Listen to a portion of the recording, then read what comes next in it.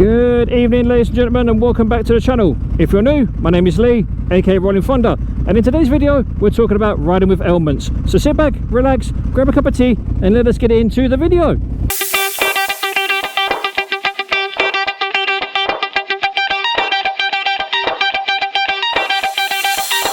So ladies and gents, how are we all doing? I hope you're doing well. The topic of today's video is basically what it's like for me riding a 1100cc V-twin motorcycle whilst dealing with ailments. Now, as you guys may or may not know, I was diagnosed as being type 2 diabetic just over 2 years ago, and I've recently become diabetic free, or should I say diabetes free, thanks to hard work, diet and lifestyle changes. But just recently I've been suffering quite a bit with two particular things. One being a toothache, and the second being an earache. I'll be honest, I don't know whether the two are connected or one is causing the other, but what I can tell you is it fucking hurts. And when I say it hurts, I mean it really fucking hurts. It got to a point today at work where I was trying to do my job and I literally couldn't function. I couldn't do what I needed to do. I couldn't talk to my customers. I couldn't do what my manager was asking me to do because I was literally just so monged out. I didn't know what the fuck was going on. Now, I know I'm no expert on the human anatomy, but from what I gather, the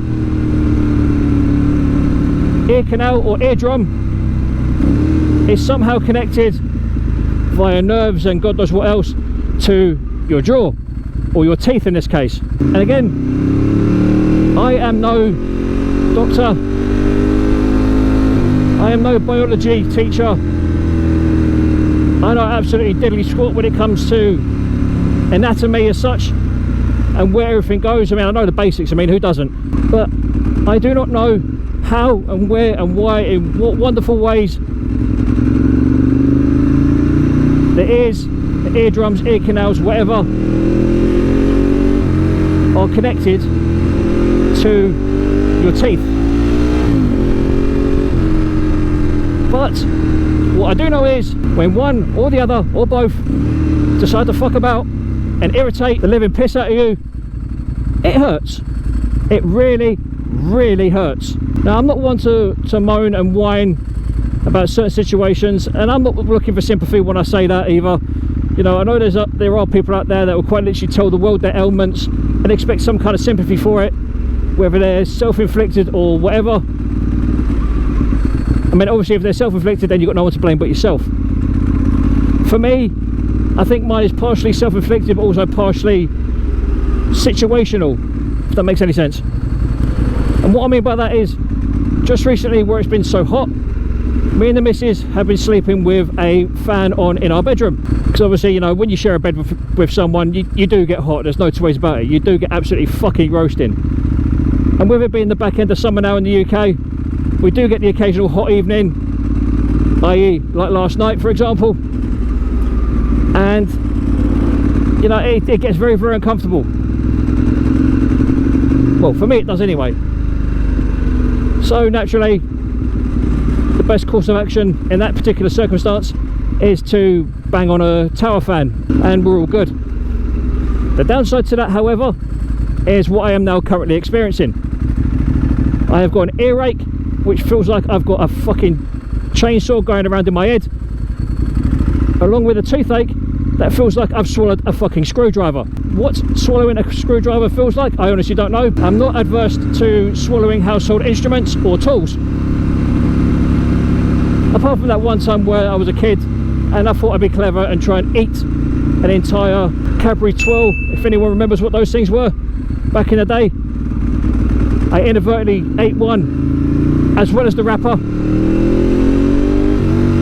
but I was only about 7 or 8 at the time, so you know, I was a bit stupid as a kid. These things happen. But anyway, it's just recently I've noticed that the older I get, the worse my health is becoming. I mean, that's pretty much, you know, a given. You know, as you get older, you don't heal as quickly as you used to.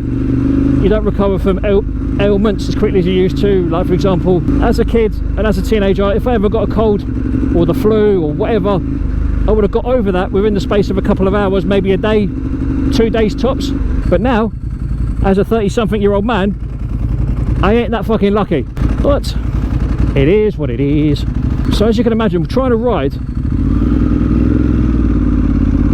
with an ear infection is bad enough, because what I've got to do, apart from dealing with idiots like this who think it's alright to jump out in front of me and then just stop in the middle of the road,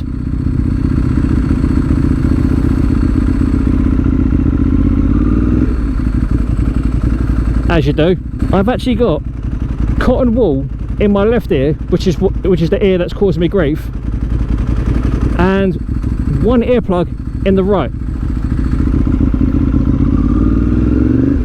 Now that doesn't help me very much in terms of the ear infection itself, but what I can tell you, weirdly enough, the cotton wool in my left ear actually feels far more comfortable than the earplug in my right. And I think, and don't quote me on this, it feels like the cotton wool is actually doing a far better job than my earplug, which is weird in itself. So, you know, go figure. Oh, she looks happy.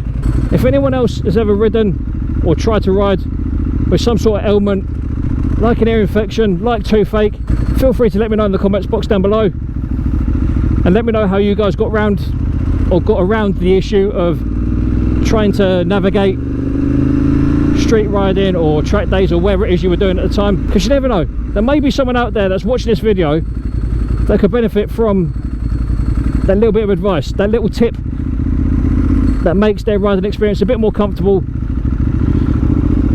should they be suffering with an ear infection or a toothache, or maybe even both like I am, because you never know, there may be someone out there that might be able to offer you that little bit of advice which helps resolve your issues for you.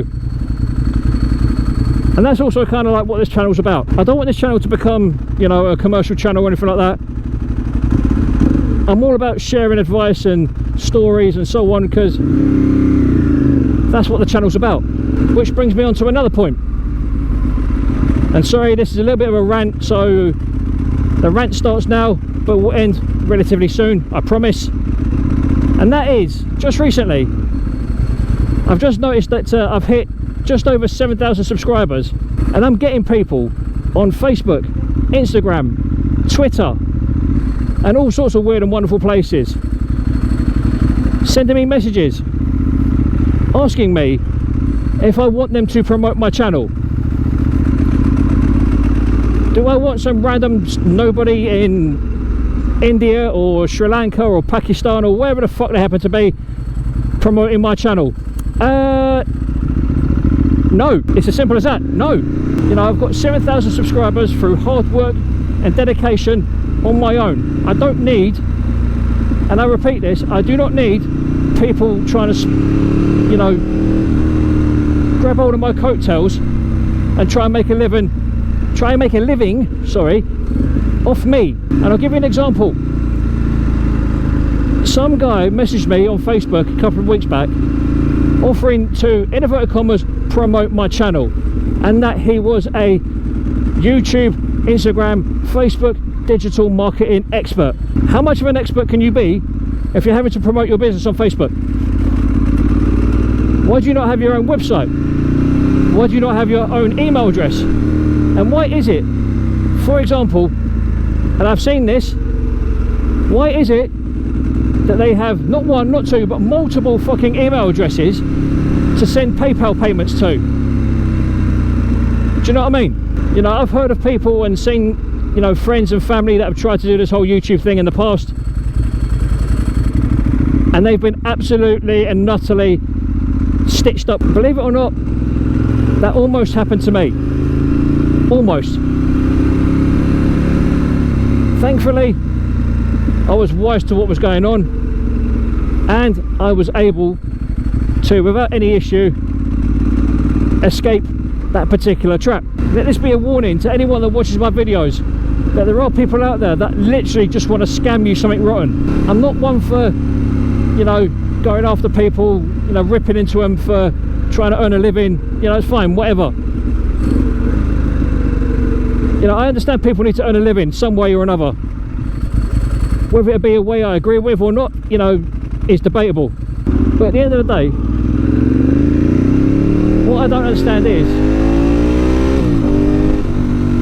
if you're going to be one of these fucking people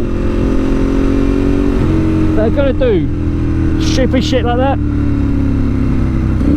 like if you're going to be one of those people that are going to go out their way to basically stitch up innocent people trying to earn a living as such, but you know, trying to make a name for themselves on YouTube or Instagram or Twitter or whatever they happen to be doing, you know, you're arseholes, you're absolute scum. And I know there's loads, hundreds, maybe even thousands of videos out there of people, you know, using their own channel as an experiment, oh excuse me, to see what they get. And sometimes it works, sometimes it don't. Personally speaking, I think that's the wrong way to do it. I'd rather not sacrifice my channel that I've made to, as it is what it is, you know, the channel that I've built up from nothing, for then someone to come along and be like, oh yeah, I can do this for you, I can do that for you, I can do so and so for you. It's like, can you really? It's like, just recently I've been bombarded with messages by the same person over and over again for the last 2 weeks. Send me a screenshot of your watch time, bro. Send me this, send me that. How about fuck off? I don't need your hassling. I don't need your piss poor excuse for a service. I don't need it, I don't want it, leave me the fuck alone. And just when I think I've got rid of him, he springs up with a different fucking Facebook account. It's like, dude, do you not get the fucking hint? Leave me the fuck alone. On a slightly sad note, I have to report that a fellow YouTuber, Adrian Nickelodeon, has sold one of his bikes, and I'll put a link in the description above. Sorry, I will put a link in the card above so you guys can go and check out that particular video. It was literally posted probably about 2 days ago UK time. No idea what time it was in Australia when he posted it, but anyway, unfortunately I'm not sure, well I say that, I'm not quite sure what the circumstances are behind it, but Edwina is gone. The 2009 or 2010 R1 that Adrian Nickelodeon had lovingly named Edwina is no more. And Adrian, if you ever watch this video, I feel your pain, my bro, my guy, my two-wheel brother, any other superlative you can think of. I do feel sorry for you. Well, I share your pain. I don't feel sorry for you because that sounds like I'm being patronising, and I'm not. I share your pain at losing or relinquishing ownership of a particular vehicle that you've had for a certain amount of time. The memories and the love you have for that bike, I know exactly where you're coming from. I had the same thing happen to me about 15 years ago when I sold my 748 that I had recovered by the police. I had her on the road for about 4 years before her timing belts went bang on me. And when I say bang, I mean properly bang, like literally tore the engine apart, bang. I can't emphasize that enough. It was a proper big bang bang. And yeah, when I had to sell her, literally, and this is going to sound so pathetic of me, I literally cried. When I sold my 748 to my then manager at my work, a guy called Marek, I kid you not, I cried. I cried like a fucking baby.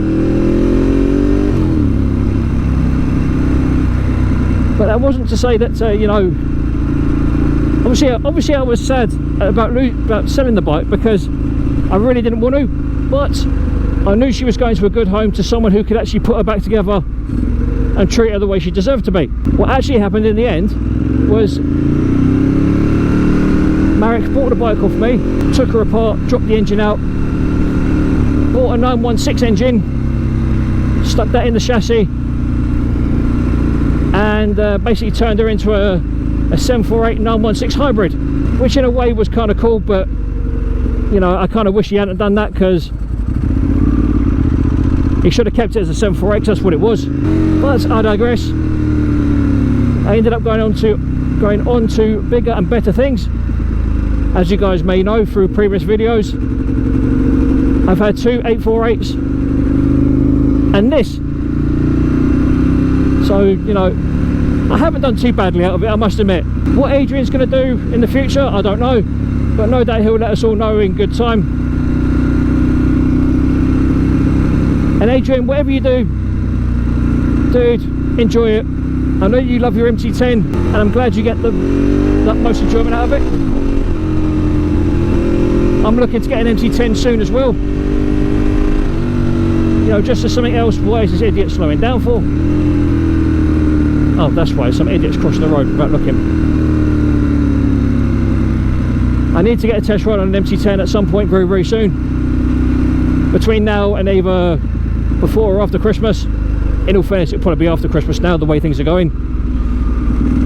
But we'll see. Let me know in the comments down below if you'd like to see an MT10 become part of the Rollin Thunder stable, or whether you'd like to see a V2, a V4, an R1, KTM Super Duke. If you want to see a particular bike or a particular brand featured on the channel, let me know and we'll see what we get to. If I could afford to have more than one bike, well, more than two bikes should I say at this rate, then naturally I will. If not, then I may have to consider other alternatives,